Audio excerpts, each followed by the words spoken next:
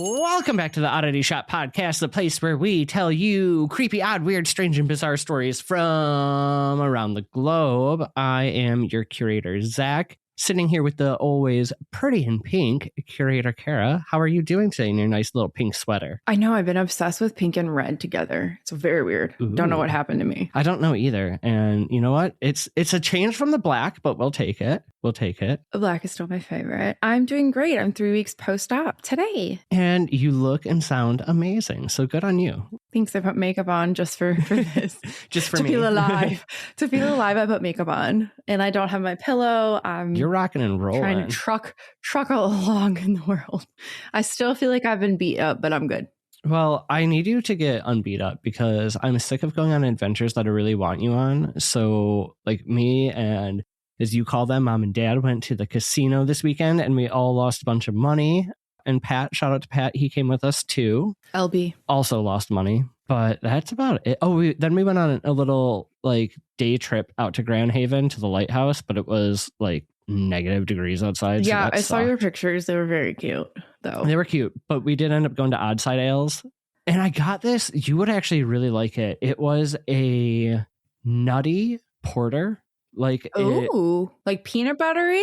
No, like hazelnut. Oh, that sounds And great. it was like, oh my God, it was so good. I love Odd Sides because they do like really strange beers.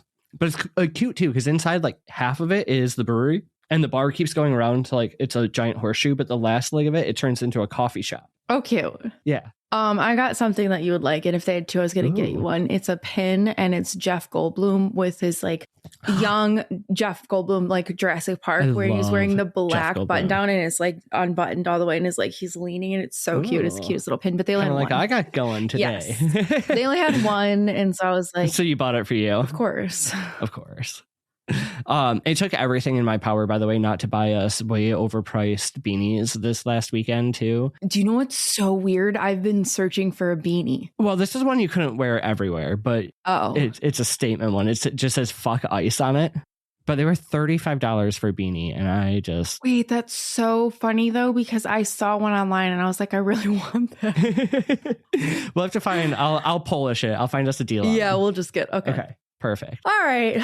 Let's open the shop. Before we open the shop. New segment time. Well, we can still open the shop.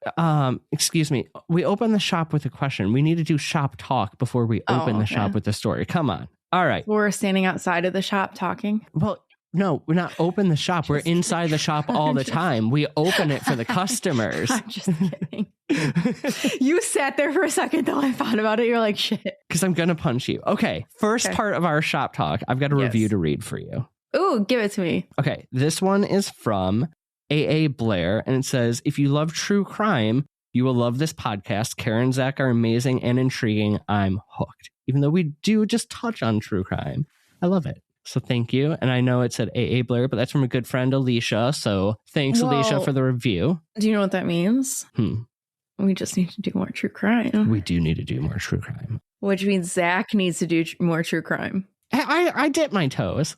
Okay, so that's what I've got for you for Shop Talk. What do you got for me? Well, yes. So we are going to be restructuring more than just Patreon. We're going to restructure a lot of stuff. Logo, Patreon. I've been doing a lot of solo episodes since I've just been sitting at home. So Patreon's been getting that. We are going to kind of restructure some tiers just so that our, high tier are getting what they're actually paying for, getting a little bit more. So perfect. Stay tuned for that. So she's doing some bonus episodes. We still have book club going. We've got tarot readings. If you want to come get one, we're going to have a bunch more stuff in there. So come hang out with us there. And now we can open the shop for everybody. Do you have a question for me? No, I really don't. I am so mad at you for doing that. I hate when you do that. I know, but I love making you mad. Oh my God. Whatever. Open the shop. I'm done. I'm leaning back. I'm over it. All right. So when we talk about astral projection now, it's usually framed as like a new age experiment. Yes. I think that when... Hey, that's a question. I know, I kind of just made it one. But I think that most of the time when people think about it, they don't. I think you're thinking more new agey. Okay, I can see that. If you were just go talk to somebody, Not us. Don't talk to us. All right. Like you'd light some candles, play some frequencies, leave your body. Yeah. Cool. Okay. Right. Got you. But the belief that something inside of you can separate, travel, observe, and return is not new, Zachary. Ooh. And it didn't show up until like the 1970s.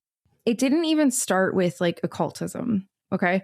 It evolved over thousands of years. And what's interesting is that the language changed, the religions changed, the science changed, but the core structure of the experience stayed almost identical. Okay. Which is like a lot of things that we talk about, is it not? Because it's always like the basic idea. Right. Or like when we look at all different cultures and religions, things like they all have something that is so similar. Yes.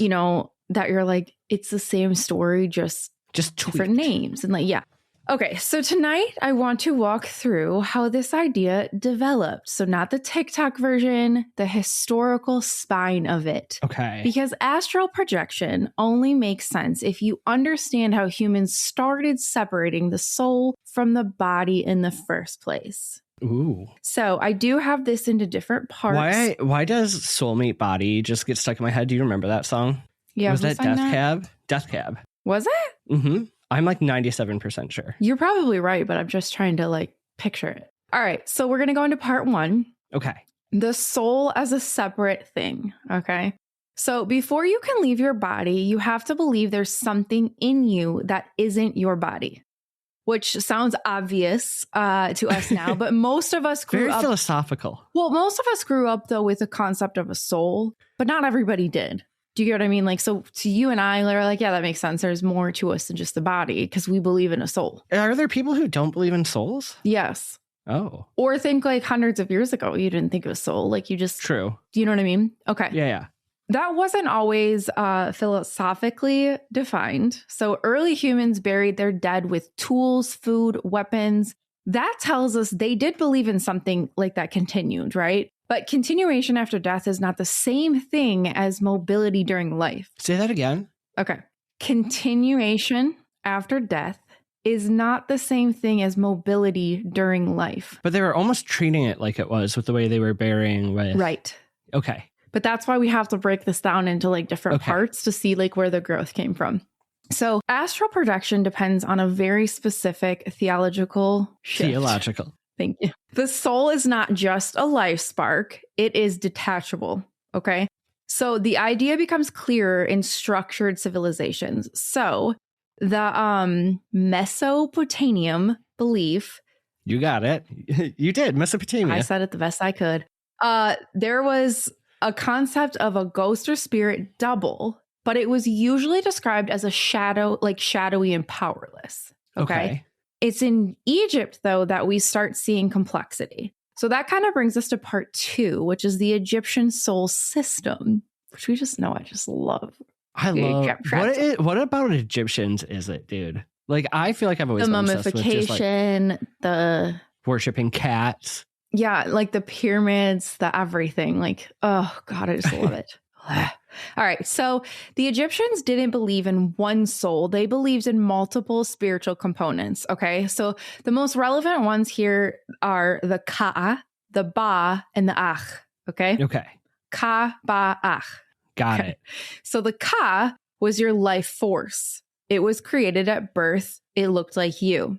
It stayed connected to your identity. And when you died, the Ka needed the body preserved, which is why mummification was so important. The Ka remained tied to the physical form and required offerings, and it was sustained by ritual. Okay. Which kind of just describes what you think about Egyptian culture, right? Yeah. I'm with you so far. So the Ba is where things... the sound a lamb makes. So yes, the Ba, it's just B-A, Ba. Oh, okay. No H, not a lamb. Is where things start looking very familiar. So it is depicted as a bird with a human head. Mm-hmm. And we can all visualize that. The image alone is important. It symbolizes movement, freedom. So the ability to leave. So Egyptian funerary texts describe the Ba leaving the tomb during the day and returning at night. So it's not metaphorical language, but memory or legacy. Gotcha. Okay. So that's described as literal movement. The Ba could travel between the world of the living and the dead. It maintained personality. It was individually in motion. If anything in if anything in Egypt belief resembles what people now call astral projection, it's the Ba. Okay. There is still, though, the Akh, and the Akh is different. It wasn't something you were born with in the same way as the Ka and the Ba. It was something you became. So after death, if the proper rituals were performed, and the soul successfully navigated judgment, including the weighting of the heart against the feather of the Mat, the Ka and the Ba could reunite and transform into the Akh. That's a lot. I know. So the word Akh often translates as effective one or shining one. So it represents like luminous, transfigured spirits. So it's not just a wandering soul, it's empowered one. Okay. So basically, if you were kind of break it down in layman's terms, just very simply, the Ka. Please. Okay, so the Ka sustains, the Ba travels, and the Akh transcends. Okay. So sustains, travels, transcends. I know, I probably lost everybody. You're doing amazing, though. Okay, so here's kind of where it gets interesting. So there's no surviving Egyptian text that teaches a person how to continuously project their Ba while alive. So it wasn't framed as a spiritual technique. It was a natural function that of the soul after death.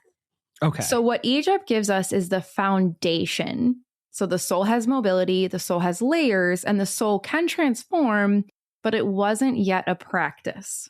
Got you. Okay. It was an idea. Well, it just wasn't written on how to do it. Okay. There was nowhere in Egyptian text that was like, how can you take your Ba outside of you during life? So they life? knew it could happen, but they just weren't after trying death. To. Okay. But in life, we're saying if I'm still alive, how am I doing that? There's no text about that. So part 3 is the Arda Varaf, okay? And it is the controlled journey. Is this still Egyptian? No. So now we move to Zoroastrian tradition and the book of the Arda Varaf, okay? So this text likely solidified between the 3rd and 10th centuries CE through its rooted and older oral tradition. So context matters here. So Zoroastrianism was facing pressure from competing religions.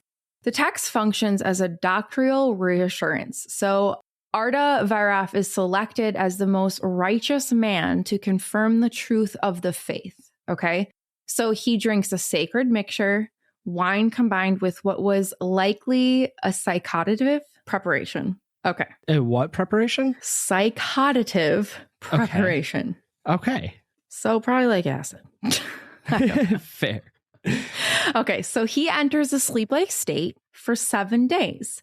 His body lies motionless, not dead, but guarded, and his soul leaves. He travels through heaven and hell guided by divine beings. He witnesses punishments, rewards, cosmic order.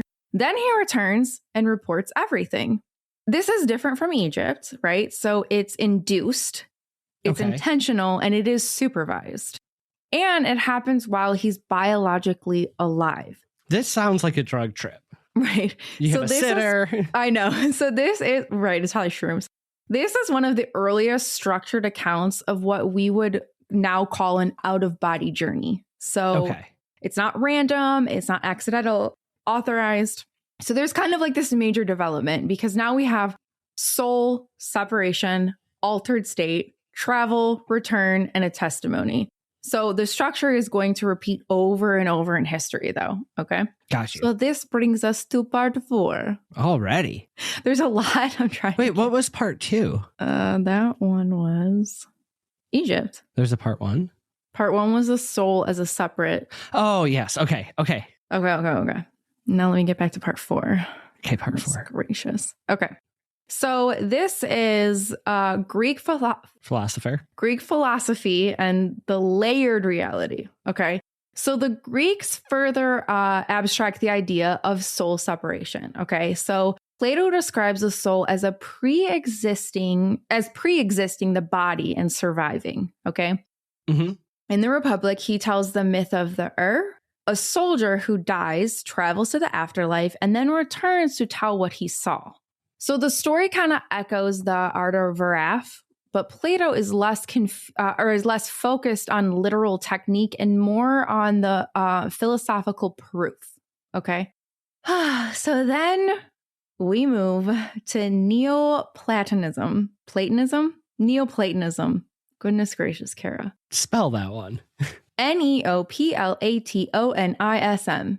Neoplatonism. We're going to go with that. So Plotinus describes reality as layered, the material world, the intellectual realm, the one. So he even writes about having experienced mystical union where his consciousness seemed to leave the bodily awareness. Okay. So he doesn't call it astral projection, but he describes a sensation of transcending beyond the physical frame. The layered cosmology becomes extremely influential. Okay. So because once reality is described as stacked planes, you now have somewhere for the soul to go. Okay. So that layered universe is critical to later occult systems. Hey, Zach, are you running low on spiritual supplies? Hey, Kara, are you looking for a place with handmade items? Yeah, we should probably go to Mystic Moons. Oh, our buddies? Yeah. They make the most wonderful hand-dipped incense with over 24 scents, and we've smelled absolutely every single one of them. Yeah, or maybe you might just be looking for a hand-strung bracelet made with only the best intentions. And not only do they have the best intentions, they have 4 strings each, and they last forever, which I would know because I've broken every bracelet you've made for me and not theirs. Oops. Well, they also have simmer pots for every occasion, like San to Yule. And don't forget, Melinda is also a medium and a tarot card reader who's given us amazing readings, so she's ready to help us or you connect with past loved ones and get to know insights into your world. My spirit animal is a camel. Thanks, Melinda. Anyway, so look for Mystic Moons on Facebook or Etsy, and then you can restock all your spiritual supplies. Oh, be sure to check them out at www.etsy.com/shop/mysticmoonsllc. Or at Mystic Moons on Facebook. They're all over our socials, so I'm sure you'll find them. So go get some goodies. Okay, Kara, goodbye. Bye. It's interesting, too, because that's kind of how we've almost talked about, like, ghosts and stuff, like on the map that folds over. I know. Okay. I just kept going down and down, and I was like, this is so fun. Okay. So part 5, though, is the word astral. So the term astral comes from the Latin astra, meaning star. So the idea of the astral body develops much later, particularly in like the Renaissance occultism. I was doing so great. Renaissance occultism. Thank you. And then fully in the 19th century, esoteric movement. So the astral body is described as a subtle, energetic double of the physical body. Okay. Which makes sense to us. That's kind of what we think, right? So not just a spirit, but kind of like a duplicate. Got you. It was capable of traveling the astral plane, a dimension that mirrors physical reality, but exists at a different vibrational frequency. This is not like the Egyptian language. This is a Western esoteric reinterpretation layered on older ideas.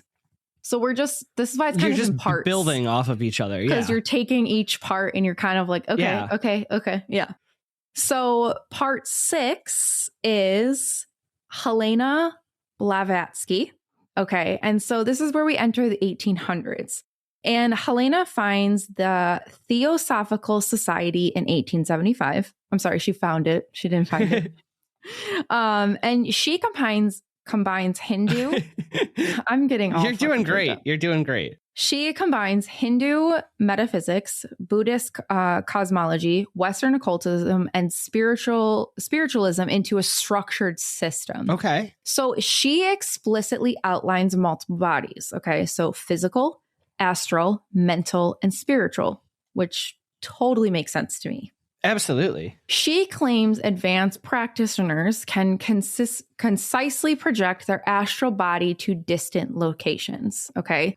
Yeah. So she didn't invent soul travel, though, but she did standardize the vocabulary. So she popularized astral plane as a distinct realm. Which is now, I feel like, so ingrained into all paranormal, like anything that is ghost or like unseen, it's all happening in the astral plane. Right. So yeah, so she made it systematic, and her influence is obviously enormous, like you just said. So nearly every modern New Age explanation of astral projection traces back through, kind of whether you realize it or not.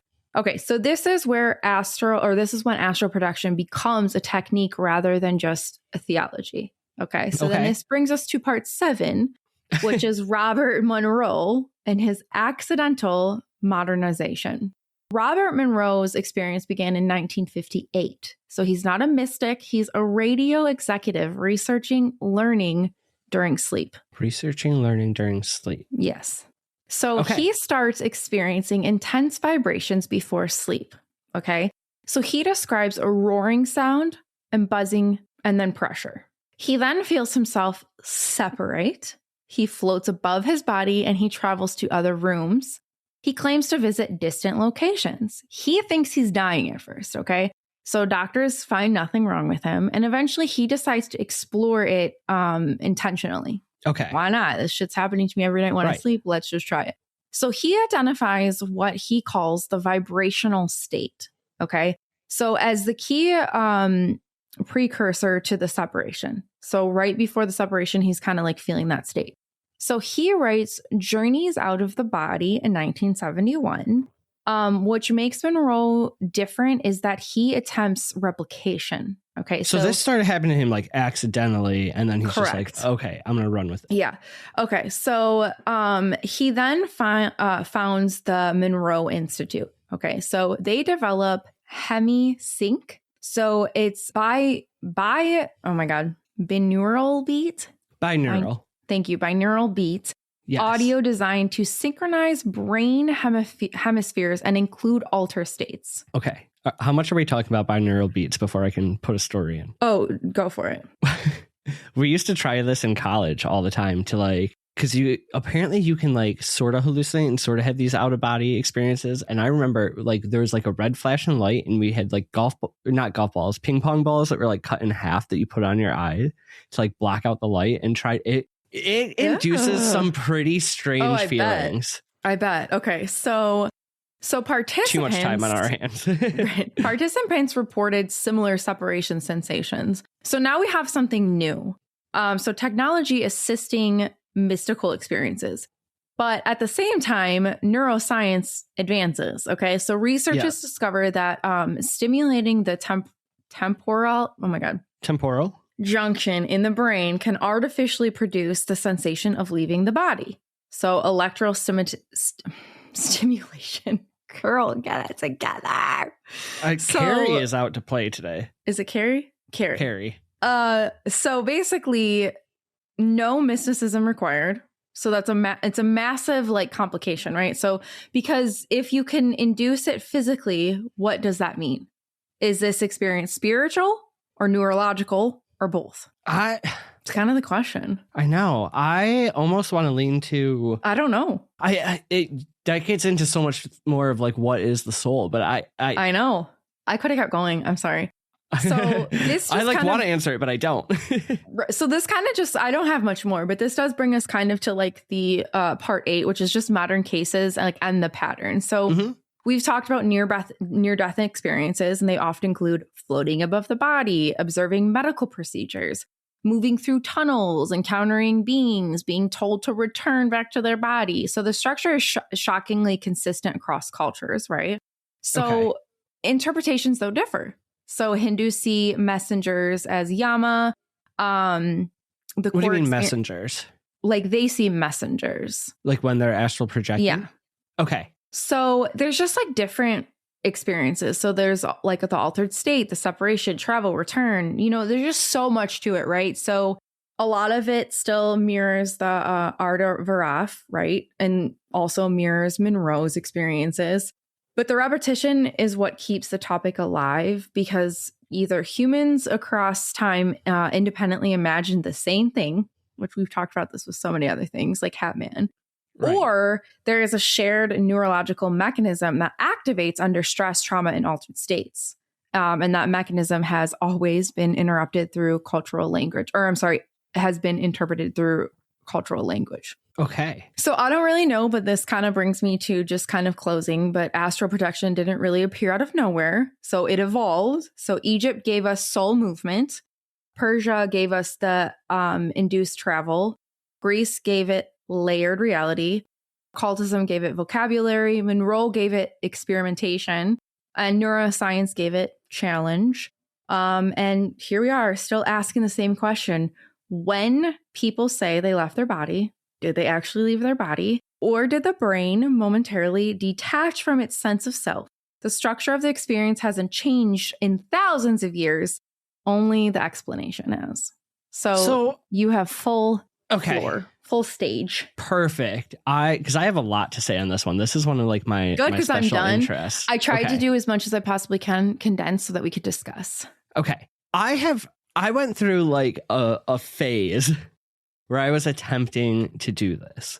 And what's interesting to me, so there's a lot of like guided meditations to help you have an out-of-body experience on YouTube and stuff. And that's where I used to listen to it. And the vibration and the body rushing is something I have induced a bunch of times. And I will tell you to the point where like I have felt my arms lift up without my arms moving and like start to like pull away. And then I just, my brain, my conscious brain is like, nope, we're not going any further. But it's interesting because I have experienced at least that the vibration and the rushing to it. And a little bit about like why I started to try that is I read these, like a lot of interesting stuff on out of body experiences. And there's this doctor who talks about out of body experiences and near death experiences. I cannot think of his name right now. But they were doing experiments in hospitals where they were writing a sequence of numbers on the light fixture where you couldn't see it. I think I remember hearing about this. I think we might have talked about it in another episode, but people were literally able to tell that, like people who were being operated on or in were able to say what those numbers were that were written. So they somehow have floated above themselves. Above to see it. Yeah. It's definitely something that is possible, right? But then, you know, like at times my logical brain kicks in where I want to go, okay, is this something where the soul is actually leaving the body and you're able to see through this non-physical set of eyes? Or is this something that expands wider to be is this a survival thing? Is there somehow, right, like this is a trauma, some way our brain is able to perceive all parts of the room and float above a situation and take in all that kind of stimulus, right? Like numbers on the back of a light fixture without seeing it with your physical eye. And are those two separate things like you were asking earlier? I don't know. I have no answer. Obviously, we're not that smart. But I think that it could be both depending on who you are, like depending on what transpires in you. I don't know. But I just think it's so fascinating. And there is this, I wish I could find it, but there is this 2 Girls, 1 Ghost episode. And it's this whole thing about this person that astral projected for years and years and years and years and developed a whole life outside of her real life that she was part of. And it made me cry because it was so detailed in stories that it's not just a dream. Like it's like the relationships, the people, the friendships, like all these wild things. Like it was such a great episode. I wish I could re-listen to it because I think about it often. But then it's like, it's not just a wild imagination. So when we were kids, are we astral projecting or we just have a wild imagination? Like that also brings me back to there because when I was a kid, I did some wild things in my imagination. Yeah, I remember like mine was way more active too. That's definitely tapered off. Which they say that though all the time with kids, right? So when you're a child, you're more apt to see like spirits and things like that because you have nothing blocking you. So like, were you just astral projecting or is it really just imagination?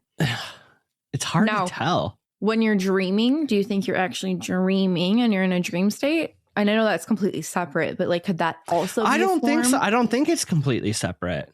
I think they're really related because like I think there's also times where like people have the same dream like with each other and stuff where it's like you have to be going somewhere. Now there are some things. Let me know what you feel on this. So there are some things, and like I know you never got really into it. I can't remember if you even started it, but the Chilling Tales of Sabrina the Teenage Witch. I got through like the first season. So Ambrose he could astral project.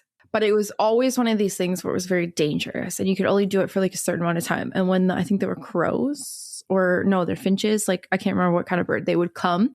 And when the birds would start to come, like if you didn't get him back to his actual body, like he would get stuck in the astral projectile realm. That was also a big thing in like the Conjuring universe. Was that like, I think the movie The Conjuring was sort of about that, right? Where, because the kid was doing it when he was sleeping. Not The Conjuring. Not The Conjuring. But it's the same one. It's one of the ones with the Warrens where Insidious.